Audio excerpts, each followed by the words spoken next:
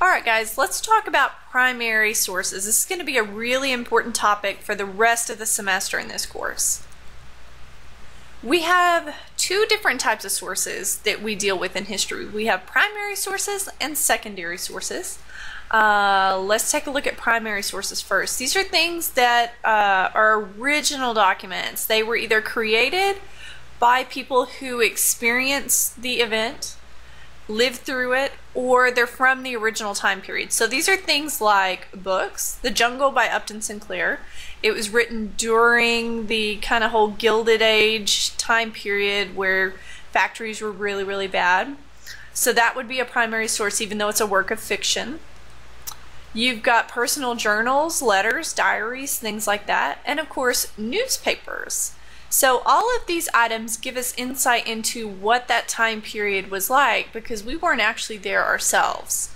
Now, we can't just focus on primary sources alone because there can be things like bias and different points of view, and it can be really, really confusing. So the other type of source that we need are things called secondary sources, and these are sources that are written after the fact by maybe historians or other people, and they give us context in terms of the primary source. So these are things like our textbook, History Channel shows, and even articles, magazines, things like that. So the purpose of a primary source is that they are those first-hand accounts of events that provide historians with evidence from that time period.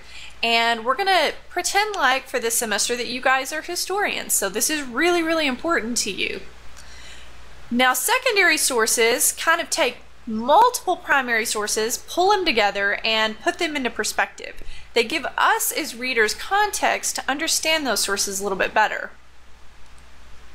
So anytime you look at any type of source, whether it's primary or secondary, you have to consider the validity of that source. How reliable is it? So you want to ask, does your source fit in with other sources? If you've got one that you're really not sure about, look at other sources from that time period or other secondary sources and see if you can match them together and determine, are there connections, or is the one you're worried about totally different from the other sources?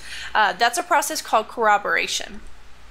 You might also look at the author. What do you know about that author?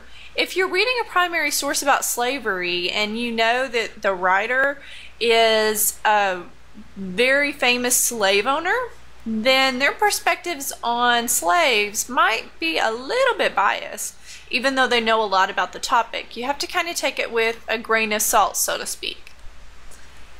What you should expect from a reliable source is that they support their opinions that they write, any general statements or any conclusions that they make with facts. So if you have somebody that is just putting something out there with no evidence or support, it might be time for you to ask some questions. Again, we're coming back to corroboration. So those facts that you find in your source, can you find those facts in other sources to help you validate it? And then you want to consider, was that primary source created at the time of the event, or was it created several years later where maybe memory was an issue? And of course, you want to ask about the author. Are they knowledgeable about that subject, and is there any bias there? We're going to use two different acronyms to help us interpret our primary sources this semester. For any visuals that I give you, we're going to use the OPTIC acronym. So O stands for overview, and what you're actually seeing here is a visual of that particular acronym. It's a little worksheet that you'll use throughout the semester.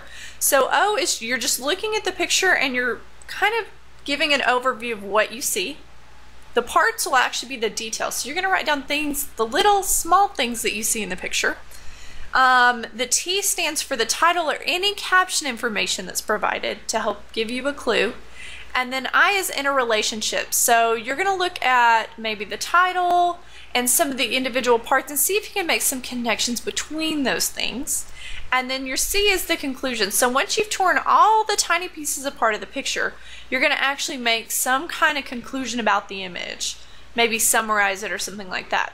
And then at the end, sometimes I might do this, sometimes I might not. There will be a response question for you to write based on your analysis of that image. We have one more to look at. It's called aparts, and this is the format that we'll use for analyzing written sources. So you're going to look at the author, who in particular created that source, and what is their point of view. This is very important.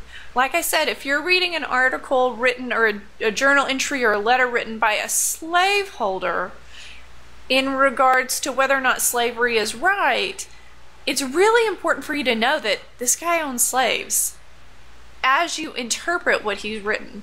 Very, very important. You want to look at the place and time. If we're looking at slavery documents in 1830, that's very different than maybe 1860 when the Civil War is going on.